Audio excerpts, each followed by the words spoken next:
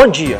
Por que as pessoas consomem mais do que precisam, mesmo sabendo que o planeta está em risco por causa do excesso de lixo? No programa Extra Classe de hoje nós vamos discutir esse problema e a relação entre consumo e meio ambiente. O trabalho de reciclagem do lixo promovido pelos catadores de papel ajuda a reintegrar famílias de baixa renda ao mercado de trabalho, além de reduzir o nível de poluição nas grandes cidades. A entrevista é com a professora Nilceia Moraleida. Como uma coisa que externa a nós, se encontra, no caso do Brasil, lá fora, na Amazônia, nos nossos rios, etc. E no Simpre em Movimento, um debate promovido pelo DEASIMPRO discutiu a situação da Previdência Social no Brasil. Agora, no programa Extra Classe. O apelo está em toda parte, mas será que é necessidade real ou mero capricho? Com as novas tecnologias, o que hoje é de última geração, em pouco tempo fica ultrapassado.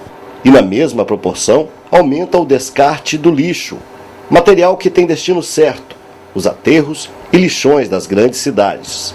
Dados do IBGE apontam que as 13 produzidas brasileiras, com população acima de 1 milhão de habitantes, são responsáveis por 31,9% de todo o lixo urbano brasileiro. Em Belo Horizonte, no ano passado, foram produzidos 1.715.410 toneladas de resíduos. Deste total, 94% é aterrado e apenas 6% reciclado. Na verdade, nós estamos num ponto onde a sociedade deve repensar o seu modelo de consumo, O descarte acelerado de materiais, a substituição de produtos, ele acarreta a degradação do meio ambiente e aumenta também o consumo dos recursos naturais. Nesse cenário, cresce a preocupação com a reciclagem. O que pode parecer sem valor para muita gente é oportunidade para outras pessoas. É o que acontece na Asmari, Associação dos Catadores de Papel, Papelão e Material Reaproveitável, onde o lixo se transforma em renda. A reciclagem tem todo esse impacto ambiental, mas na verdade a Asmari mesmo, como associação de catadores, tem como principal objetivo mesmo é gerar postos de trabalho para catadores e para ex-moradores de rua. E esse impacto aí vem até mesmo um impacto que chega a ser econômico para os cofres públicos, que é da geração do emprego para esse pessoal que antes era excluído de qualquer tipo de processo produtivo, de cadeia produtiva, de um posto de trabalho. Cerca de 470 toneladas de material reciclável garantem de 1 a 2 salários mínimos mensais para os catadores associados. Era comerciante, quebrei, fiquei na rua. Aí um dia a Asmari abriu as portas para mim. Para os mais criativos, o lixo também é matéria-prima para a arte. Nas oficinas de criação, eles aprendem a transformar os resíduos em artesanato e peças de cenografia e decoração. O resultado é de encher os olhos.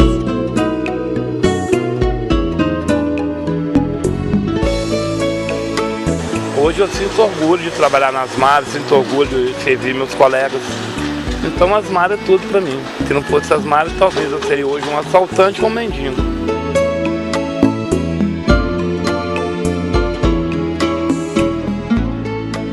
Para falar sobre consumo e meio ambiente, eu converso hoje com a professora Nilceia Moraleida, que é doutora em História Social.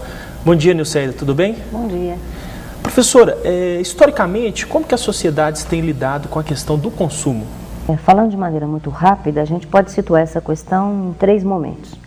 Primeiro, nas sociedades que não são sociedades de consumo, para a gente identificar o que é isso, as sociedades pré-industriais e de subsistência. Por exemplo, se nós tomamos uma sociedade indígena ou camponesa, ou as sociedades anteriores à industrialização, a gente vai encontrar as pessoas produzindo, sobretudo, domesticamente, aquilo que elas necessitam para sobreviver. Então, aí não há consumo propriamente. O consumo aparece na sociedade de mercado e se desenvolve, se acelera na sociedade industrial. Aí nós temos 2 momentos. Aquele que vai aparecer de maneira muito clara a partir do final do século XIX, 1850, mais ou menos em torno da segunda Revolução Industrial, em que então se configura a sociedade de consumo de massas, e vai se desenvolver com o que é chamado de modelo fordista. E o terceiro momento seria o mais recente, naquele no qual nós estamos, que se configura após 1970, em que o capitalismo sofre uma enorme aceleração e o consumo é globalizado, né? Ele atravessa as fronteiras dos países e ele é muito mais acelerado, muito mais rápido, e as coisas são descartadas de maneira muito mais rápida também, em função da elevação da lucratividade. Então esse modelo que vigora mais ou menos a partir da década de 70 para cá, ele favorece o hiperconsumo, a hiperprodução? A gente pode dizer que isso seria o eixo estruturador dele.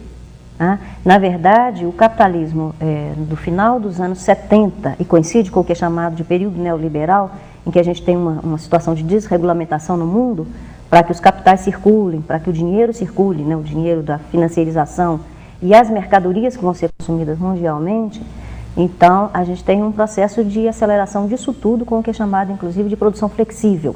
Ela tem que ser muito rápida, as empresas não têm grandes estoques mais, tudo é, inclusive, movido a partir do desenvolvimento da informática, né? Então, tem o just-in-time, tem as formas de resolver essa questão do consumo de maneira muito rápida. E o que a gente compra, né, nós somos induzidos a comprá-lo e recomprá-lo e transformá-lo, esse consumo, em novas mercadorias mais atualizadas, etc., de maneira cada vez mais rápida.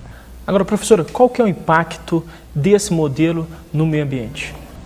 Olha, o impacto é elevadíssimo. E as emissões de dióxido de carbono a partir dos países de primeiro mundo já impactaram, né, o nosso meio ambiente com o dióxido de carbono, de tal maneira que a temperatura da Terra já se elevou a cerca de 2 graus, né, no início desse século. Então, o que a gente tem hoje, pensando o seguinte, um consumo que se difunde pelo mundo inteiro, é a colocação da seguinte pergunta para a humanidade: esse modelo dos países ricos, ele pode ser assumido de maneira generalizada pela humanidade, ou nós estamos, como diz uma escritora paulista, flertando com o apocalipse? Agora, esse modelo, a senhora falou, um impacto aí no meio ambiente, com o aumento da temperatura, há também um impacto na vida social, né? O impacto é muito grande. A gente tende a pensar muito na natureza como alguma coisa que externa a nós, que se encontra, no caso do Brasil, né, lá fora, na Amazônia, nos nossos rios, etc., nas nossas matas. Mas, na verdade, se nós olharmos as nossas cidades, elas estão profundamente impactadas por isso, né? A nossa qualidade de vida no meio urbano, a malha urbana hoje não dá vazão mais à quantidade de automóveis que nós temos, a ausência de formas de transporte mais democráticos, né? Há uma grande confusão a respeito disso, inclusive, a ideia de que basta que cada indivíduo, cada cidadão tenha um automóvel, que o problema da democratização do consumo está resolvido. Ao contrário, o problema está sendo criado e está se agravando, né, com o engessamento do nosso modo de vida urbano. Fora isso, nós temos várias outras questões importantes, né? O consumo impacta, por exemplo, os nossos corpos. Nós temos doenças contemporâneas que não existiam antes da maneira como nós conhecemos hoje. Por exemplo, a obesidade, né, que tem a ver diretamente com formas lesivas ao corpo humano de consumo de alimentos. E um certo padrão de alimentos também que a indústria foi desenvolvendo no plano mundial. Agora, professora, como mudar esse quadro? Porque nós vivemos sob um modelo econômico que privilegia e estimula, inclusive, essa hiperprodução, esse hiperconsumo. Eu acho que a saída estaria em construir novas formas de participação política. Acho que a política, na forma como nós vivenciamos hoje, é uma política muito esvaziada. Ela é, inclusive, dominada pelas grandes corporações. E isso não acontece só nos países centrais, acontece também nos países do terceiro mundo, nos países emergentes. Basta ver o modelo que está emergindo, né? Ele é um modelo para viabilizar essa forma de capitalismo centrado no consumo rápido. Então, eu imagino que a gente precise de uma outra consciência social, e ela vai estar muito ligada à construção de novas formas de sociabilidade, comunidades de afinidade, formas de participação que apontem um outro caminho. Isso exige um pensamento, inclusive, muito mais sofisticado. Sim. Professora, nós vamos para um rápido intervalo para assistir ao vídeo da campanha Educação na Mercadoria. Daqui a pouco a gente volta.